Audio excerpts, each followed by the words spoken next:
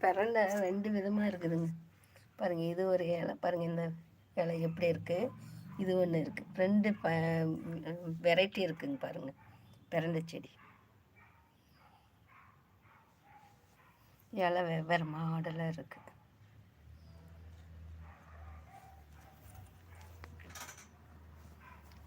சின்ன பாட்டில் தான் வச்சுருக்கேன். அது பெருசாக இருக்கிறது மேலே போயிடுச்சிங்களா, இதனால் இங்கே கட் பண்ணி வச்சுருக்கேங்க. வந்துடுச்சு துளுத்து.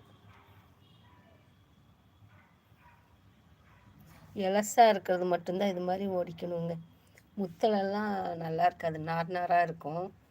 இது ரொம்ப நல்லது, முழங்கால் வலிக்கு எல்லாத்துக்குமே ரொம்ப நல்லதுங்க.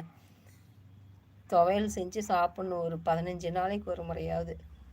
ரொம்ப நல்லது உடம்புக்கு.